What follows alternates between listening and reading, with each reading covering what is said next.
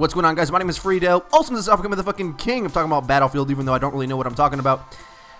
So, I enjoyed the criticism you guys gave me in my last couple Battlefield vids. Good to know, good to know. But I really wanted to go back and play bf3, at least for one solid play session, to kind of feel out the major differences that I found in Battlefield 4 and kind of just pin down why the hell I enjoyed bf4 so much than I ever enjoyed bf3. Like, the comparison is incredibly drastic. It's the difference between like, this is a solid shooter, all the fundamentals work right, it feels balanced, things seem to be in the right place, to Battlefield 4, which was like, holy shit, explosions, I'm parachuting in, adrenaline rushes, things are going crazy. A type of gamer high that I haven't achieved in a long time, honestly. Higher than I ever got in Black Ops 2, and higher than any COD game. I don't know, I really think Battlefield 4 might be one of my favorite shooters of all time, and it's not even out yet. I know I'm really fanboying hard, but that's how much fun I had playing the beta. I'm serious. A few things. I've kind of mentioned them before, so I'll try to hone in and kind of gloss over things I've said in the past, but the main thing, well, look at this, look at these gunfights, okay?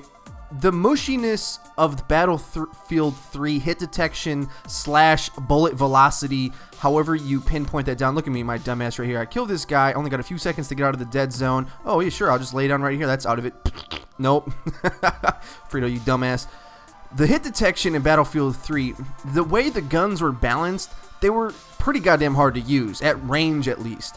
The AR in Battlefield 4 beta, it felt so responsive and satisfying to use. A little bit easier probably, but just it felt like your bullets were going where you're aiming, and it just had that hit and that punch to them.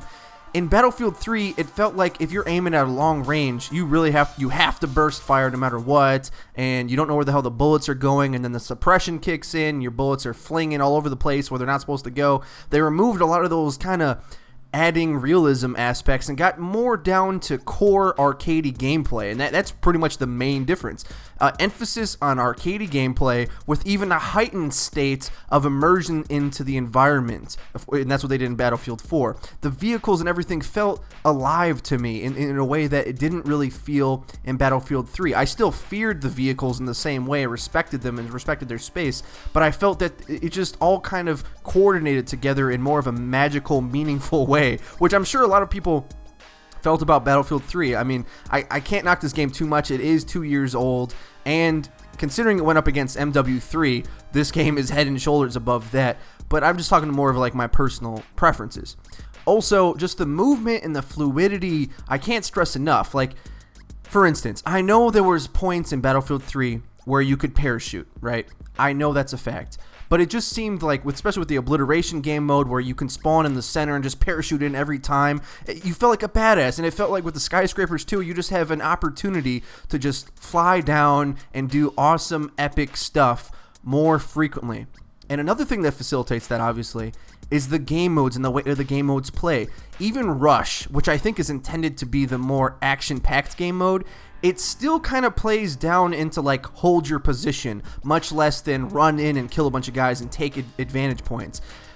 Because the way it works in Rush, most of the maps have a few lanes, but usually there's like a big mountain somebody has to either come down or scale or whatever, and there's objective points, but pretty much it's a game of tug of war. You take advantage, you push them back in their spawn, and you kind of punish them, kind of in the same way you would play Demolition in Call of Duty.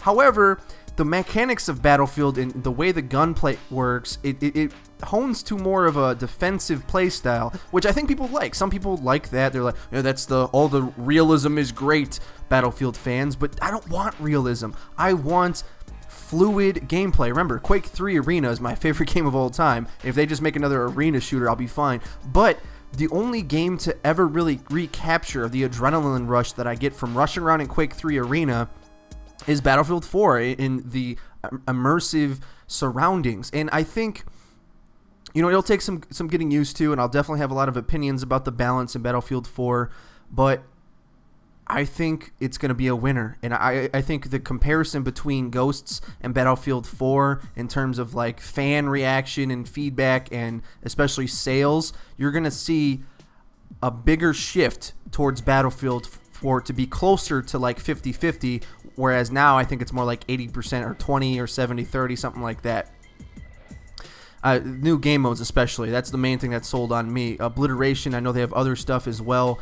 And, you know, the gun games and stuff are fun, but I think Rush and Conquest, they're just not, they're not game modes that are good for Call of Duty players and the type of people that want the Call of Duty type action. You're not going to find it in Battlefield.